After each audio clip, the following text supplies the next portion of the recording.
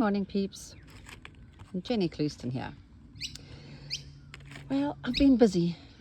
Still tidying up and sorting out my sewing room because I've got a little goal that I set myself. Also, I've been having, root canal treatment, fun times, and I've got a huge giant kidney stone that's got to be blasted. So I've been going, just, blah. But I just quickly want to show you, I have been busy and on here, and I finished on my nonsense page, which I'm quite happy about. I finished my leaves, so there you have it. And I'm really happy with that. I think it's fun. I sort of, it's like when I'm walking and I'm at the end of a walk, I see the top of the hill and I see the finish line. I just pick up pace and I just bang, and that's basically what happened here. I think that was the last video, and then I went, and I had all my daily stitching and I went woo, and I simply finished it. So that is that. Those little pages are my nonsense pages are done. But remember, I was planning on, I had all these plans to turn this into a Christmas stocking for my daughter, and I tried and it didn't work. I just couldn't work within the confines of this, so I unpicked it. And then when I was going through my tidying my stuff, I did find, let me zoom out, I did find some gum nuts, that leaves and etc. that I had. It's in this book. I think there's a photograph of it in here, and I just thought, I love gum nuts so much. I'll make my daughter's Christmas stocking, sort of gum leaves, and these will turn into sort of puffy ones with some movement happening. But while I was there, I came across, while tidying up, I came across all these. I don't know what I'm going to do with them. They're all the samples of my book in the freeform embroidery. Obviously that's the movement, but I have got all of these samples, so what to do with them. There they are in real, Hey, let me see the difference, what it looks like in real life as opposed to the book. Although I think the photographers and the editors of the book, I think they did a great job. That's my favorite. Let's see what that looks in real life.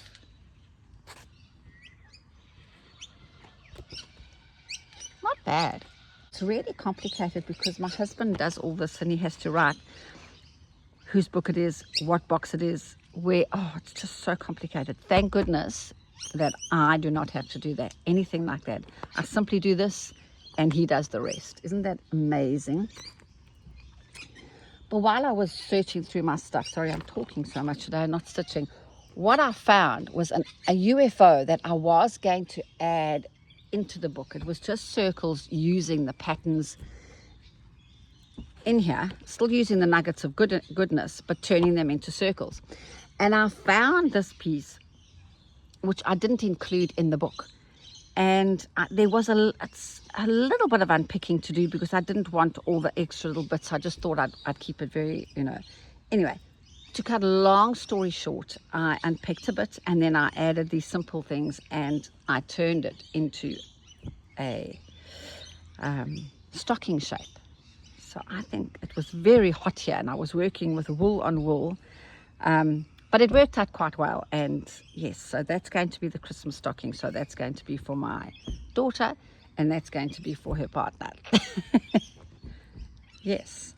So I'm just going to add a few sequins onto that, and then off I go.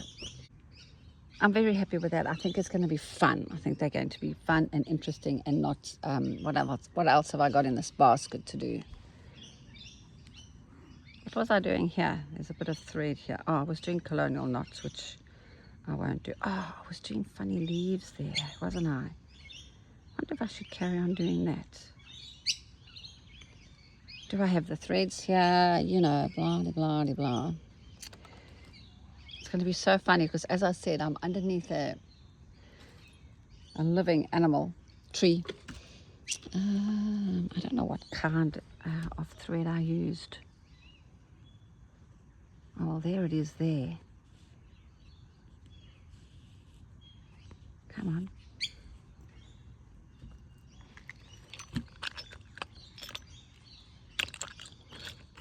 have my cutting ring here. And what's this here for? All these little park threads. I laughed. One of the comments somebody posted was, if your park threads bother you so much, why don't you just put them somewhere else? And I went, well, it's truth be told that my park threads only seem to bother me on a video. They don't bother me when I'm doing it by myself, when I'm stitching by myself.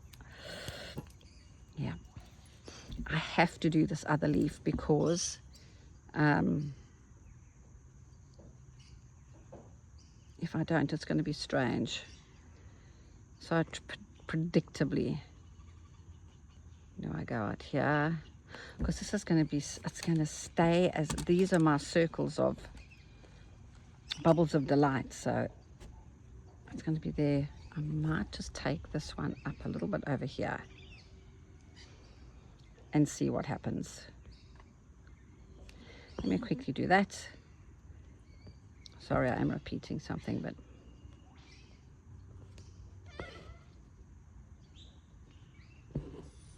oh, I'd just like to say a quick a thank you to all those people, especially Karen, who has been waiting patiently for the little the website's little issues to be sorted.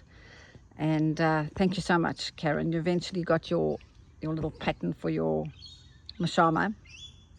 And what is also now on there is you don't only have to use, there's not only PayPal as a means of payment, you can pay with your credit card. That sort of was giving us a few issues, but all that is now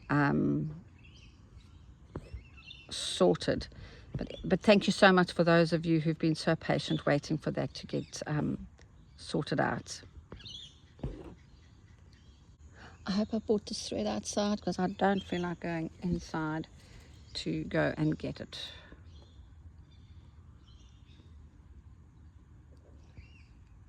I wonder if I should come a little bit closer.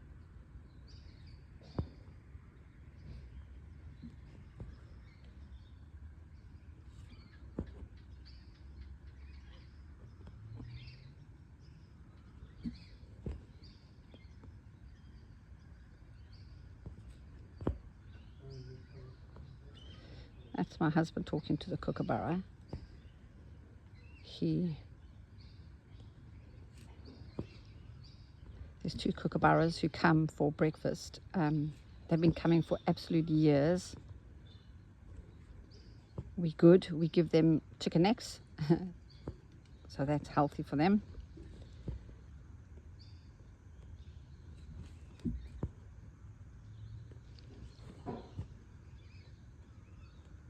I'm a little bit closer to the house, so he better be careful what he says or does in there.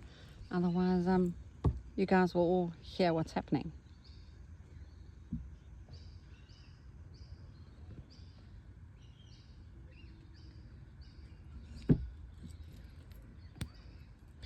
Please be here, thread.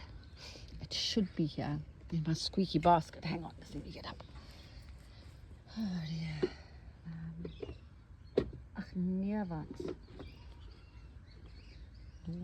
Oh, genade. That's not the same one, is it? If it isn't, don't care. I'm using it.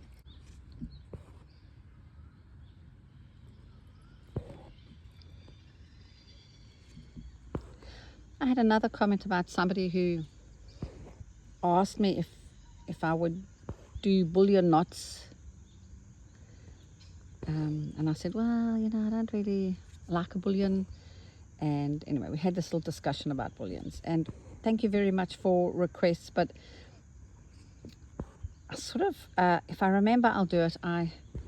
These are quite intuitive. So I really think that I prefer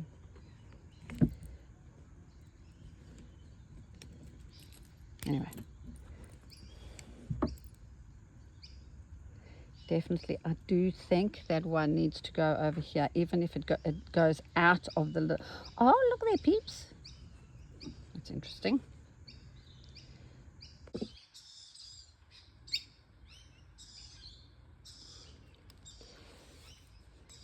So I quickly did some extra leaves there.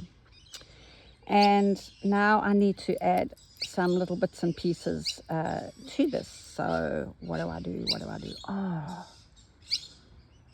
I'm wondering if I either do something like this little cast on, do these, or instant gratification, those little roses, a little bit of fussing, leaves. No, I don't feel like fussing today. What about, I think I need volume there.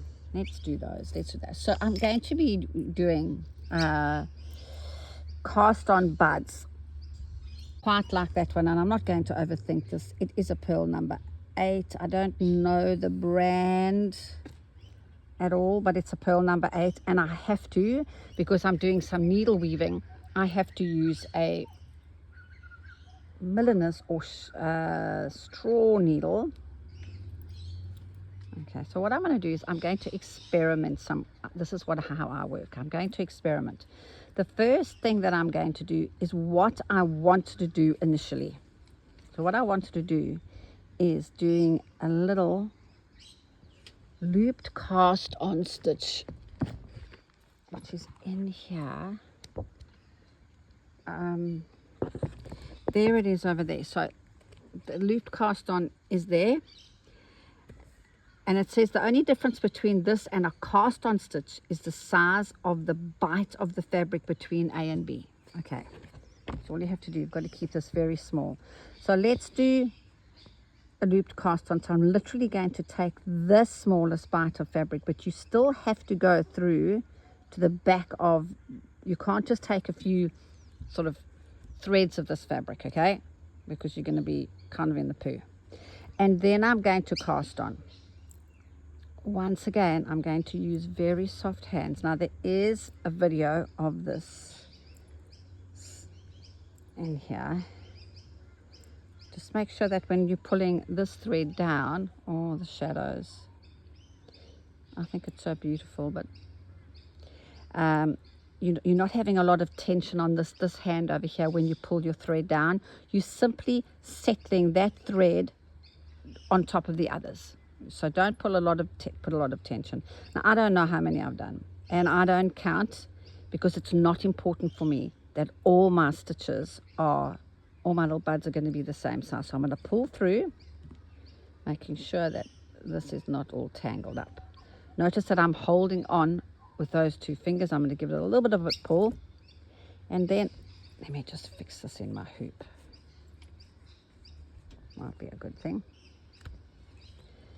And I'm going to get the little frills to the outside, and I'm going to lie her down the way I want her to lie.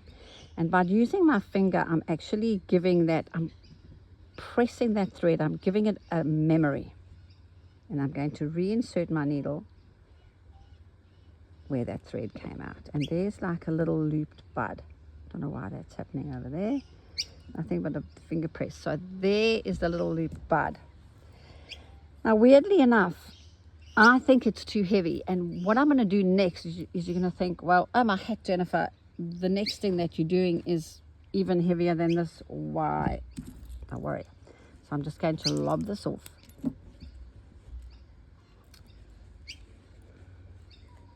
And let's try again. All right, let's try something. So once again, I'm going to go back. I'm still doing a cast on, but this time I'm going to do a cast on bud. All right, so let's come up over here for no rhyme or reason. So this is going to be slightly bigger. I'm going to take a bite out of my fabric, come up close to that, and I'm going to do a cast on.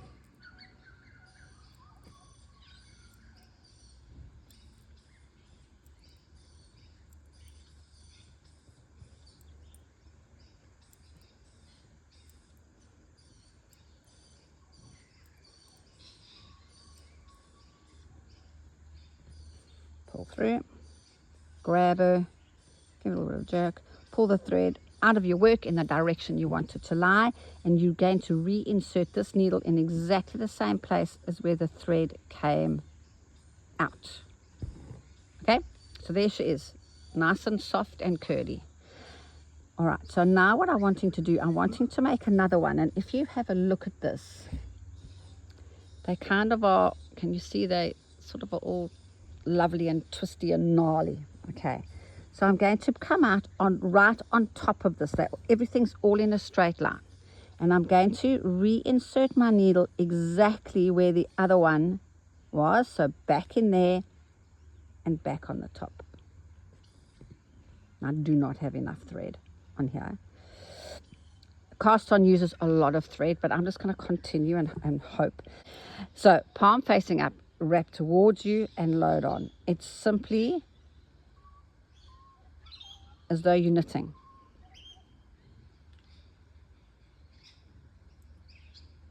Can I go fast yet? Please let me.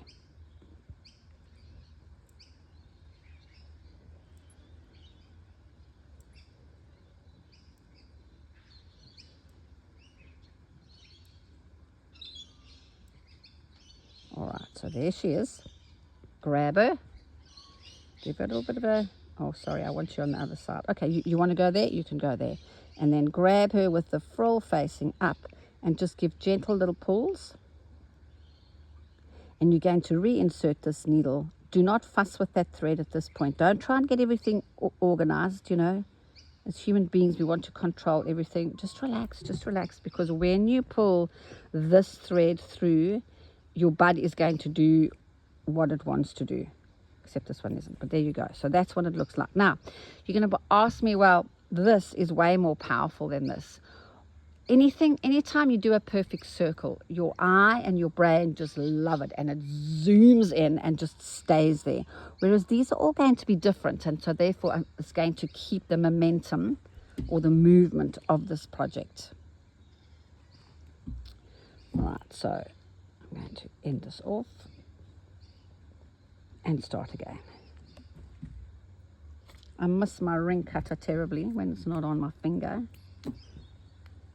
Oh no, darn it. I've just, oh no.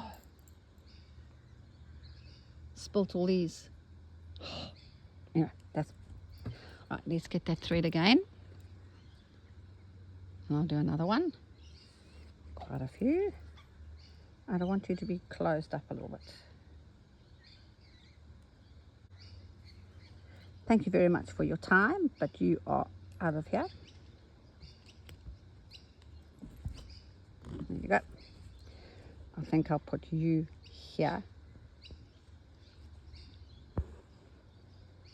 Oh, genade, that looks very, very big. I don't think so.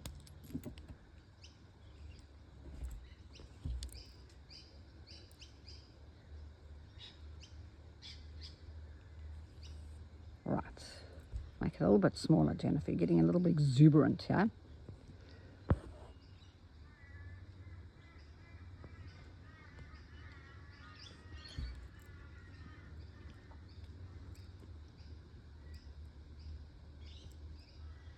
You don't want this to happen. You see there's like a little bit of a, if I can get smaller. You mustn't have this kind of little gap. These must connect. Otherwise you're going to be unhappy. Okay? And don't be unhappy about your stitches. Slide it down. There's not a lot of tension. I don't want this tight. But what I do want is I want this to measure slightly more than the bite of my fabric. And if you want to count, be my guest. I certainly do not want to. And that's going to go right in there. And this one's going to go on top. Oh, genade, where am I? There. Back into that very same pot. Keep your bottom tidy. Taking some thread up there. I'll do another one. One. There'll be two little buds.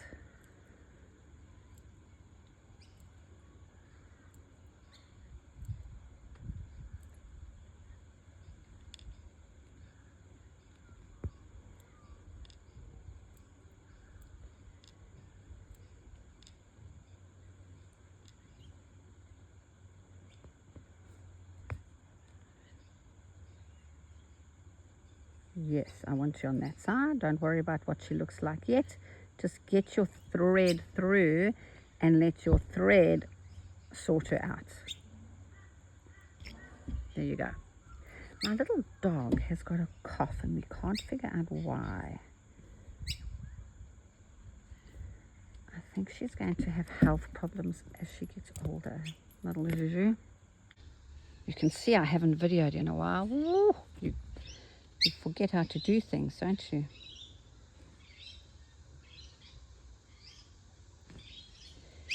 You sure do. All right. Oh, keep on wanting to.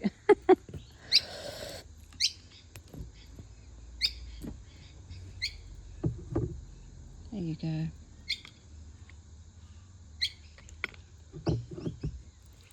Well, that's okay. That's okay. I'm happy. I'm happy with today. So I'll pack up my little, all my goodies. I'm really, really happy. I'm glad that I pulled this out and unpicked what I had done for the book. It wasn't a lot, but I just wanted to keep this very, very simple and keep it as circles. And I worked wool and wool, as I said. So I'm happy with that. And funny enough, once again, I used exactly the same stitches there as I used on my gum nuts. And one of the main reasons is that, you know, my daily stitching is sort of like a meditative thing. So I don't really want to reinvent the wheel when I'm doing this. It's just a methodical thing. And so that was very nice that I could just simply stitch and think about who I was making these Christmas stockings for. Yes. Don't you love the back of work? Oh, that almost looks as good, better than that. Yes. All right. So, you know what? Thank you so much for your time. And I am going to skedaddle and get on with my day. Thank you so much for your time. Bye for now.